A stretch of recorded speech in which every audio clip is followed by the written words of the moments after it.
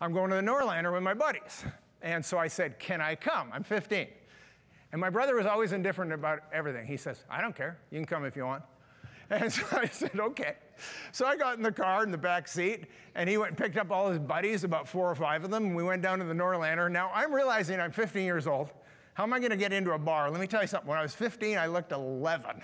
I mean, I'm not kidding. I looked so young. It's actually paid off in the long run, because here I am just about 65, and I look 35, right? So it's worked out okay for me.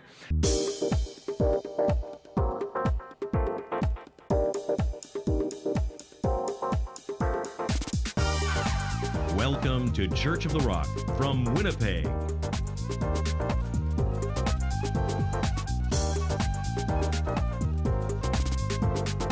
Stay tuned to this week's thought-provoking message from Pastor Mark Hughes.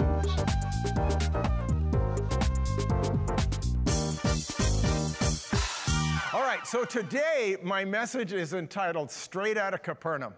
And if that sounds vaguely familiar to some movie by the name of Straight Outta Compton, it's because it's a play on words, and I'm using that concept, and it's going to all make sense by the time I get through this. And here's what we're going to be talking about today and next week. This is a 2-part message. Our influence actually ends up being supplanted by the influence of our kids' peers and the world in which they live in, and how do we counteract that? And I'm hoping over the next 2 weeks to give you some real help to be able to navigate that journey. So we're going to pick this story up. It's the life of Jesus. We're in Matthew chapter 4. I'm going to start at verse 13. And this is what it says. It says, leaving Nazareth, he came and dwelt in Capernaum, which is by the sea in the region of Zebulun and Nephtali, and it might be fulfilled, which was spoken by Isaiah the prophet. And you know, when you think about where Jesus lived, most of us know the story that he was born in Bethlehem. He spent 2 years in Egypt fleeing Herod, and then moved back to Nazareth, where he was raised till he was 30 years old. That part of the story we know. Very few have actually noticed that it says here that he moved to Capernaum. He actually moved to that place, which was quite a distance from Nazareth, and he was 30 years old, and he went and he dwelt there, and this became his headquarters for at least the next couple of years. So then, jumping down to verse 18, it says this, and Jesus, walking by the Sea of Galilee, saw 2 brothers, Simon called Peter and Andrew his brother, casting a net into the sea, for they were fishermen. And he said to them, follow me, and I will make you fishers of men. They immediately left their nets and followed him.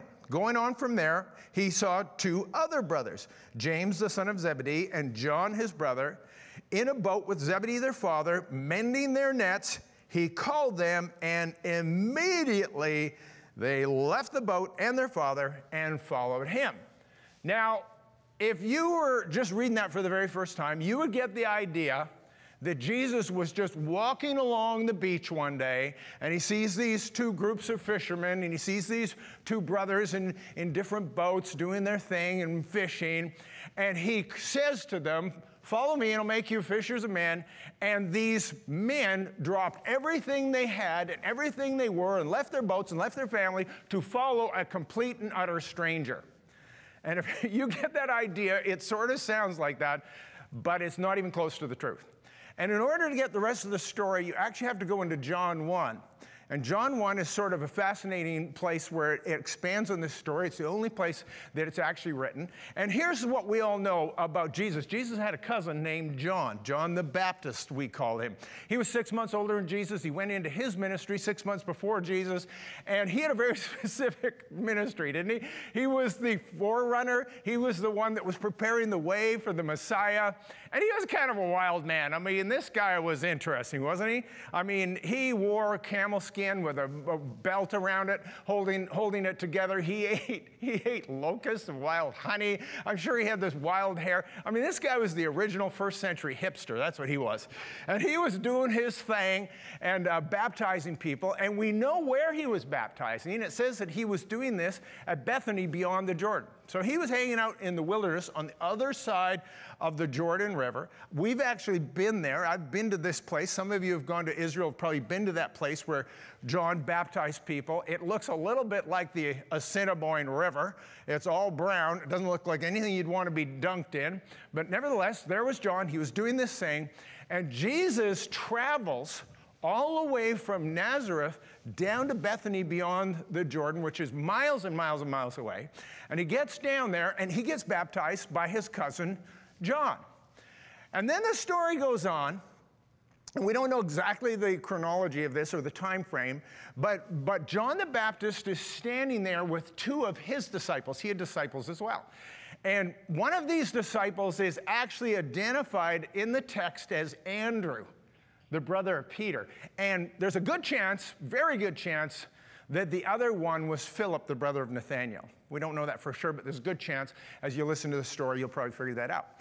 So these two disciples of John are standing with John, and Jesus is walking by. I don't know if it was before or after the baptism. And he points at Jesus, his cousin, and he says, "Behold the Lamb of God who takes away the sin of the world." What was he doing? He was identifying Jesus as the Messiah. And then it says from that moment, these two disciples began to follow Jesus. And then, of course, you remember what happened to Andrew. Andrew went and found his brother Peter, who was nearby. He was in the region as well, but just not right there at that moment. And says, "We have found the Messiah." And he brought Peter to Jesus. And then, go read the story. It says the four of them, Peter, Andrew, and Philip, journeyed together from Bethany beyond the Jordan back to Capernaum, which, of course, was Jesus' headquarters that we just read here. He dwelt in the place. The distance, just so you know, is 150 kilometers. They're on foot. How long would that take? Probably 4 or 5 days. These men that became his disciples eventually had already walked and traveled a journey with him for about 4 or 5 days. He went, set up shop in the city of Capernaum. We don't know how long he was there, but there's a good chance he had been there for days, maybe weeks. These guys in these boats knew exactly who Jesus was. And so that moment, that fateful day where he decides to call them, he's walking along the beach and he calls them. It's not a stranger. This is Jesus, the one they know, who John the Baptist called the Messiah. And he says, "Follow me and I will make you fishers of men." And immediately they dropped their nets, they left their boats, they left their fathers, and they followed Jesus. And what he did was he took this group of men. Are you ready for this? And he led them straight out of Capernaum, right? And they went into this ministry together. And what I don't want you to miss is how the influence of their families had been supplanted by the influence of Jesus. And they went and they followed this man. Now that is a positive example that we actually rarely see of in history. Normally we see the negative examples of this, which I'm going to give you. And it's the movie. Some of you, and I'm kind of the play on words here with the title of this message, the movie is Straight Outta Compton. I've never seen that movie. I don't really recommend this movie for you, but let me tell you the story because that part I know. It's the story of the 1980s and the emergence of what we call gangster rap today. It comes out of the city of Compton, which is a suburb of Los Angeles, California, and it is the most violent place in all of America. The murder rate in that part of Los Angeles is 9 people per 1,000 every year. You have a very good chance of being murdered. It is the place where we have this gang violence, we have racial violence, we've got the Crips, we've got the Bloods, we got this incredibly dangerous, dark, drug-laden community in which this group of people are being raised in, and kids are coming into this world. And there's this group of young people that form a rap band called NWA. And here's a picture of this. I'm not going to tell you what those letters stand for. If you really care, you can look it up. I'm not going to say it. And they're all names you recognize: Ice Cube and Eazy-E and Dr. Dre. And these guys grew up pioneering this music that today we still call it gangster rap. And what this music represents is it's all vulgar, it's violent, it's hateful, it's angry, it's misogynist.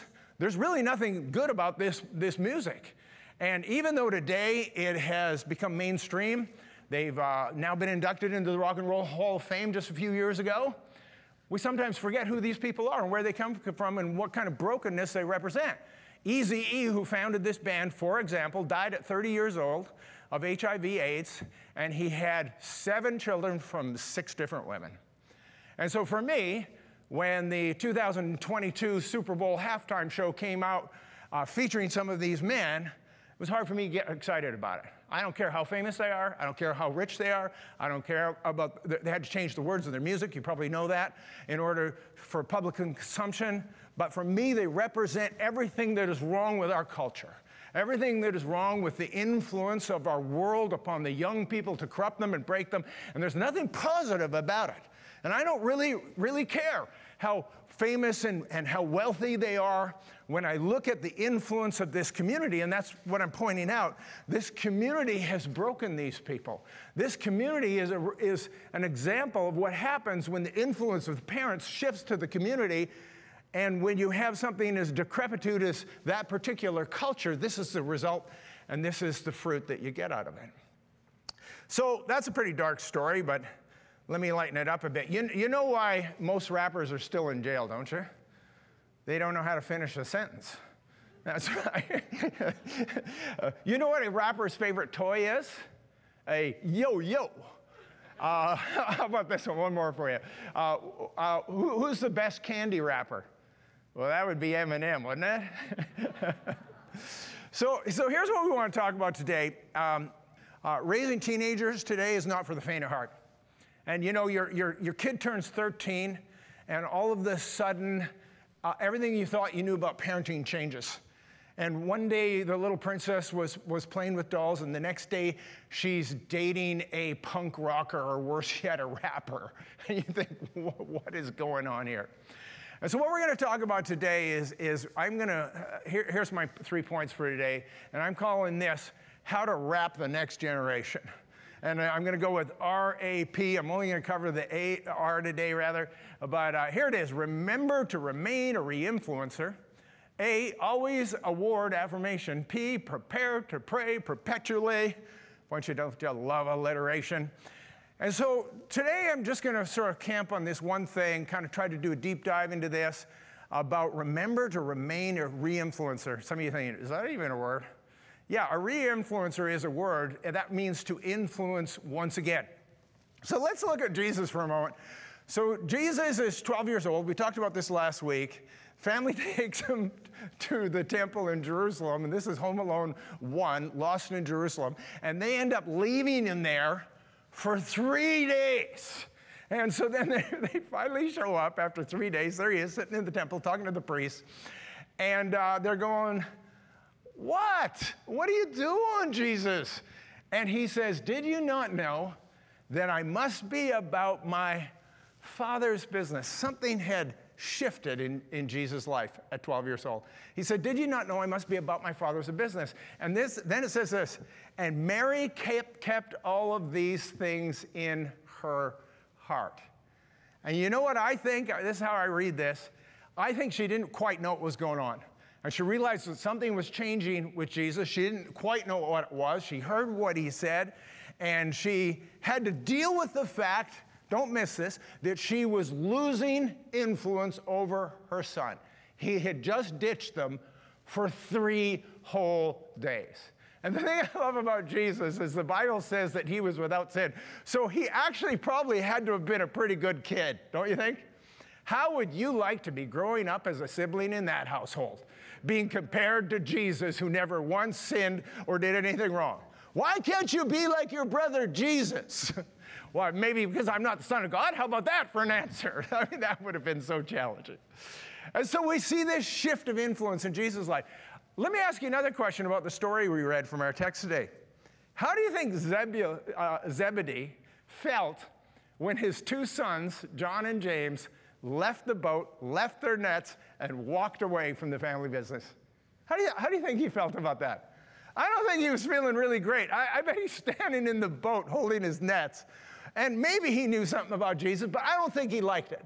I don't think he liked the fact that he was losing influence over these young men. And I think this is what we know from history and archaeology, is that these guys would have been younger than Jesus. They were probably in their 20s. And these were young men working with their dad, and all of a sudden, all 6 of them left and followed Jesus. I don't think they liked that. And I know you, as a parent, when your kid became a teenager, everything changed.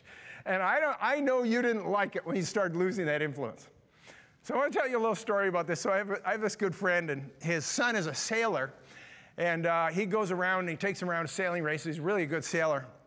And he was in a real big race, biggest race of his life, in San Francisco Bay. And they traveled all the way to California, all the way to San Francisco. He's racing in the bay.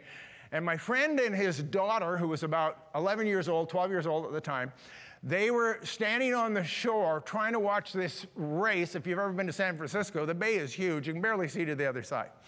And they see this guy show up with a real fancy vehicle with a trailer and a Zodiac. And they knew that he was, inflatable boat with a motor on it, and they knew he was going out to watch the race. And so my friend started engaging him, saying, "You're going out to watch the race?" He says, "Yeah, my son's in the race." And he said, "So would you mind taking us with you?" He just asked him. He's real bold, my friend. He says, "Would you mind taking us with you?" And he didn't want to take them. I mean, he was going out to watch his kid race. He didn't really want guests, particularly people he didn't know. Finally, my friend wore him down, and he agreed. And he said, "All right, come on, hop in the boat." So they get in the boat, and they're putting out to where the race is, and his daughter's looking up in the sky, and a plane had just gone overhead, and it had a big jet stream in it. And she says to her dad, "So, Daddy, why is there that stream behind the jet?" And he said, "Oh, well, honey, that's the moisture, the water vapor from the jet coming out the back." And this guy says, No, that's not what it is." And he explains it in this great detailed scientific explanation. And so my friend's saying, "Yeah, well, whatever." And then his daughter points at the motor and says, "Look, Dad, he has a Honda 4-stroke motor. We have a 2-stroke. Which is better, a 2-stroke or a 4-stroke?" And my friend says, "Oh, well, a 2-stroke's better because it makes power in every stroke. It's way better." And the guy goes, No, it's not better. And he goes into this detailed explanation about how a 4-stroke is better. So they were out there for an hour with this guy, and every question his daughter asked, and he answered, this guy said no and corrected him, every single one. So then they come in, and they shook hands and said thank you, and they got in their vehicle, and him and his daughter were driving away. And his daughter says to him, "That guy was the smartest person I've ever met."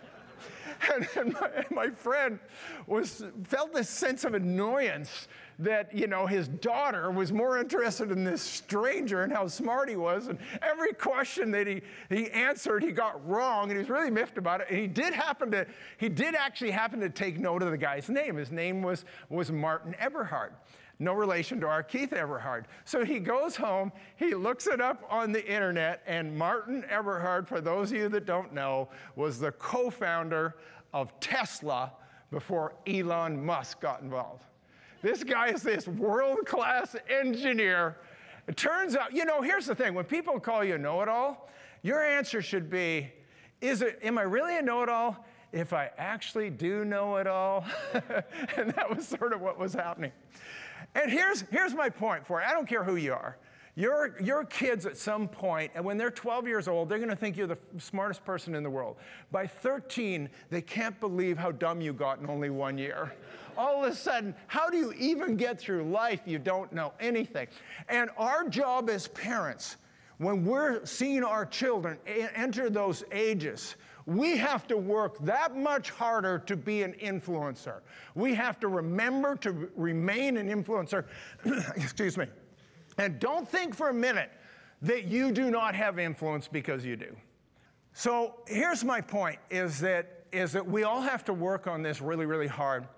And something is wrong with our culture. Something is broken. I think most of you would probably agree with that. And ancient cultures dealt with this whole lot differently than we do. Because ancient cultures had what we call rites of passage. And when a boy or a girl reached those teenage years, they went through a rite of passage, and they moved from childhood into adulthood through this process. In the Jewish culture, they call it the bar mitzvah or the bat mitzvah for the girl. In many other cultures, they have this. And if we look at our modern culture today, we don't have any rites of passage. What are our rites of passage? What do we do to help children move out of their adolescence? But let me tell you this story about when we began this church. We began this church 35 years ago. And when we began, I was a young guy. I was 30 years old. And we had begun this church, and I had a group of men that had gathered around with me. And I couldn't quite get past the fact that these guys weren't really men. They were 30 years old, and their marriages were messed up, and they were having trouble getting through their careers. I thought, what is wrong with these men? And I really called them guys because they were guys, not men, at 30. And so I had this group of guys in my church, and I thought these guys are going through a midlife crisis. You don't go through a midlife crisis at 30 years old. And then I began to realize it wasn't a midlife crisis. What they were suffering from was a crisis in masculinity. And the more I read about this, I realized that my generation was raised by a group of fathers. They were good men, but they were emotionally detached from their kids. And they were the product of a war, and they didn't actually know how to apprentice and mentor their sons and their daughters, and they didn't know how to impress upon them this journey into adulthood. And they kind of left us to ourselves, and there we were floundering with this thing called, I call a crisis in masculinity. So I read a number of books. I stumbled upon this book back then. It was called Healing the Masculine Soul by Gordon Dalby. And I took this group of men, I had about 15 guys, and we went through this book and we dealt with these issues of broken manhood. And his point was this. He says, in our culture, we don't call the men out.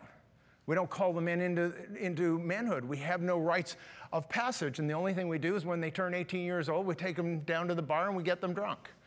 And he says, what kind of introduction into manhood is that? Right? There's this story I love about this baby was born, and the baby had no body, just a head. And they were pretty sad that the baby was missing a bunch of parts, but they loved their baby head anyway, and they nurtured it, and the head grew up. And when the head was 18 years old, the father decided to take it to the bar, buy it a drink. So he took the head to the bar and put his 18-year-old head on the bar and bought him a drink, and he drank the drink and his neck grew. So he bought him another drink and a torso grew. And he bought him another drink and an arm grew. And he bought him another drink and another arm grew. And he bought him another drink and a leg grew. And another drink and his other leg grew. And another drink and a hand and a foot and a foot. And by this time he was up and he was walking. He was completely normal, but he was so drunk he could barely tell where he was going. He walked out the door, got hit by a car and killed. You know what the moral of the story is? He should have quit while he was ahead.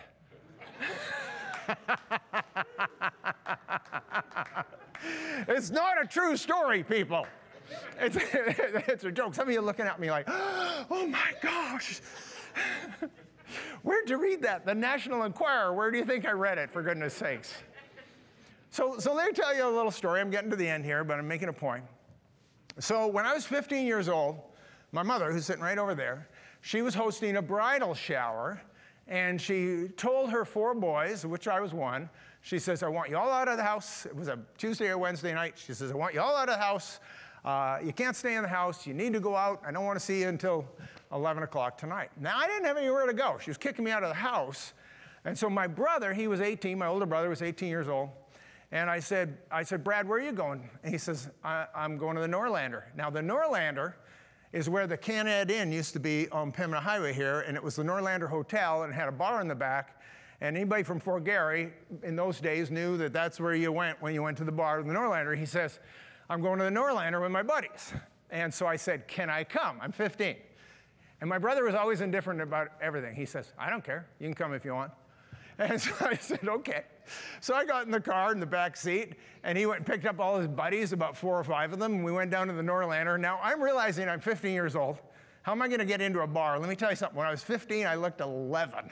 I mean, I'm not kidding. I looked so young. It's actually paid off in the long run, because here I am just about 65, and I look 35, right? So it's worked out okay for me. But at the time I'm 15, I look 11. I thought, how am I going to get into this bar? And my heart is racing, just racing like a rabbit, like this. And I'm thinking, and so anyway, my brother was buddies with the bouncer, and they had bouncers in those days that checked ID. His name was DK, and he walks in with his posse, and of course there's this big motion going on. Hey, yeah, and DK's greeting his buddies. And my brother was 6'3", 235. I'm 11. And so I just cowered behind him, and I just went behind him like this, and I got in. I went and sat down at the table, and the next thing you knew, I was in. Crime of the century. I couldn't believe it. And then my brother and his buddies ordered a whole table full of draft beers. The whole table was covered in draft beers, and I thought, this is going to be the greatest night of my life. Or the worst, depending on how it goes, right? And so I'm sitting there, I was just about ready to dive in and start drinking these beers, which I'd never done before, by the way. And who should walk in the door? But my father. My father walked in the door. He's never been to a bar in his life. And my father walks into the door. And he goes up to my brother and he says, "How come you took my car?" My brother had taken my dad's car without asking for permission. And he's as mad as hops. He says, "I had to get out of the house too, and I need my car. Give me my keys." And he's yelling at my brother. I'm sitting beside my brother. He didn't even make eye contact with me. My brother hands him over the keys. Like, again, he's like, "Yeah, whatever." Like, my brother's indifferent about everything. Throws him the keys. And my dad's as mad as hops. My brother's not getting uptight. And he says, "You shouldn't be driving anyway. If you're drinking, you can all walk home." And then my dad turned around and started walking away. He never made eye contact with me. And I thought, he's going to leave me here. And then he turned around after 2 steps, finally made eye contact with me and said, "What do you think you're doing? Come on, you're with me." And I got up and said, "Have a good night." And I walked behind my dad, and I spent the night with my dad. I don't even remember what we did, but I wasn't drinking. And that's what I do remember. And here's the simple point I'm making. It's not that complicated. We have influence. Don't fool yourself. Don't say you don't have influence. You do have influence. You know, when I got in the car with my father, he never said a word to me. He never said a word. We never discussed the moment. He just said, "Come, you're coming with me." And see, I have these parents, they come up to me and they say, "Pastor Mark, what am I going to do? There's nothing I can do. My kid goes out at night, doesn't come home. You know, who knows what he's doing on the internet? I can't make him come to church." And I'm going, "Really? You don't think you have any influence?" Let me ask you some simple questions. Who pays for the heat in that house? Who pays for that house? Who puts the food on the table? Who puts the gas in that car? Who pays the electricity for that cell phone and that computer? Don't tell me you have no influence in your child's life. I don't care how old they are. If they live with you, you have influence. And then I go on with this and I say, look, if you had a family birthday party, if someone was celebrating a birthday party and they live in your house, do you expect them to come to that birthday party? If grandma's coming over, do you expect them to be there for grandma coming over? If it's Christmas, do you expect them to be with you on Christmas Day? The answer is yes to every one of those questions. So why wouldn't you make it part of your family culture that on Sundays, if you're going to live in our house, you're going to come to church with us? Is it that complicated? And what happened is people have let go of that responsibility. And they said, "Oh, there's nothing I can do." No, you let go of it. You forgot that you have influence. You don't browbeat them. You don't beat them. You don't tell them and demand that they come to church with you. You just exercised your influence as a parent. If you're going to live in our house, this is the culture of our clan. And you know, my greatest joy, I've told you this before, I'm going to finish with this. My greatest joy is not the success of this church, and I'm pleased with that, and I'm happy for all of you, and I'm happy for people who have come to Christ and the missions we do around the world, but that's not my greatest joy. My greatest joy is that I have 3 adult children who all love Jesus and serve Him today. That's my greatest joy. There's nothing more important to me than that. And I wish and I want that for each and every last one of you. And the fact that these young people still come to church after over 30 years to listen to their old man preach, are you kidding me? I'm not even that great of a parent. They all know that. I'm a theorist. When I talk about parenting, it's all theory. My wife does the parenting, you know that. But it doesn't matter. What we've done is we've created a clan, a Christian clan, and this is where it all boils down, that you influence your children and your young adults through the Christian clan. We sent them to a Christian school. We sent them to kids ministry. We sent them to youth. They were part of the young adults. Our friends, our family, the people we walk with are people who know Christ. Yes, they were in the world, and yes, they did sports, and they did all those things, but their primary influence came from a clan that loved Jesus. And if we can understand that, we can lead our kids through this battlefield of decrepitude of this world, and we can lead them straight out of Capernaum. If you'd like a booklet to help you understand more about God's gift of forgiveness and reconciliation through Jesus Christ, please contact us, and we'd be happy to send you a free copy of the Book of Hope. Thank you for watching, and God bless you.